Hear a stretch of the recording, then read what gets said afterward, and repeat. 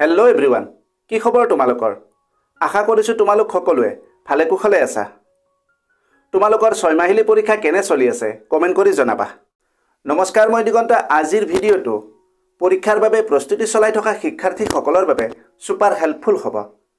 আজি আমি এখন উত্তম আৰু উন্নত মানৰ কুৱেশ্যন পেপাৰ লৈ আহিছোঁ, যি তোমালোকৰ পৰীক্ষাত ভাল নম্বৰ পোৱাত বহুত সহায়ক হ'ব।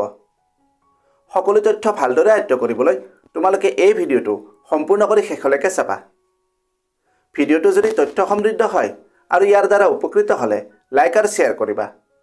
চেনেলটো যদি ছাবস্ক্ৰাইব কৰা নাই, দৰকাৰী আৰু তথ্য সমৃদ্ধ ভিডিঅ'ৰ নটিফিকেশ্যন পাবলৈ চেনেলটো ছাবস্ক্ৰাইব কৰি লোৱা। তোমালোকে ভিডিঅ' স্ক্ৰীনত এখন কুৱেশ্যন পেপাৰ দেখিবলৈ পাই আছা। পৰীক্ষাৰ বাবে প্ৰস্তুতি কৰোঁতে প্ৰশ্নকাকত অনুশীলনক এক উত্তম প্ৰস্তুতি কৌশল বুলি গণ্য কৰা হয়। কুৱেশ্যন পেপাৰ প্ৰেক্টিছ কৰাৰ লাভ বহুত। পৰীক্ষাত অহা প্ৰশ্নৰ আৰ্হিৰ সৈতে চিনাক্ত কৰে, পৰীক্ষাৰ ফৰ্মেটৰ সৈতে পৰিচিত কৰে, জ্ঞানৰ ব্যৱধান চিনাক্ত কৰে, উত্তৰ লিখনি কৌশল উন্নত কৰে, সময় ব্যৱস্থাপনা উন্নত কৰে, আত্মবিশ্বাস বৃদ্ধি কৰে। ইয়াৰ উপৰিও আৰু বহুতো লাভালাভ আছে। কুৱেশ্যন পেপাৰ প্ৰেক্টিছ কৰোঁতে এটা সময় নিৰ্ধাৰণ কৰি ল'বা। আৰু আটাইতকৈ গুৰুত্বপূৰ্ণ কথাটো হ'ল, কুৱেশ্যন পেপাৰ প্ৰেক্টিছ কৰাৰ কিছুমান টিপছ আছে। যদি সেই কৌশলমতে প্ৰেক্টিছ কৰা, তোমালোকৰ প্ৰস্তুতি বহু পৰিমাণে উন্নত হ'ব আৰু পৰীক্ষাত ভাল নম্বৰো পাবা।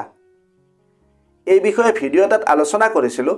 ভিডিঅ'ৰ লিংক ডেছক্ৰিপশ্যনত আছে, তোমালোকে ভিডিঅ'টো চাই ল'বা। আৰু যদি এই পেপাৰখনৰ PDF লাগে কমেণ্ট কৰিবা। লগতে তোমালোকৰ প্ৰস্তুতি কেনে চলি আছে এই বিষয়েও কমেণ্টত লিখিবা। এতিয়া তোমালোকে পেপাৰখন ভালদৰে চাই লোৱা।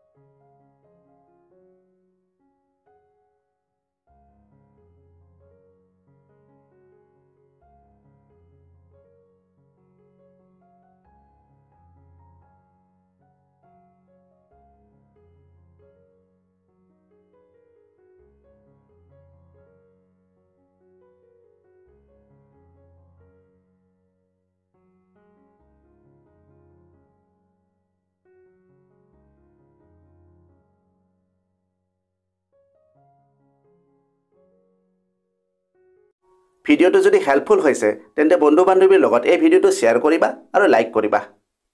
আজিলৈ ইমানতে এৰিলোঁ। অতি সোনকালে আন এটা আকৰ্ষণীয় বিষয়ৰ সৈতে পুনৰ লগ পাম। ধন্যবাদ। कामयाबी का शॉर्टकट, मेहनत और डेडिकेशन, ये चैनल बनाए तेरा परफेक्ट फाउंडेशन। सब्सक्राइब करो, join this ride, let's grow together side by side.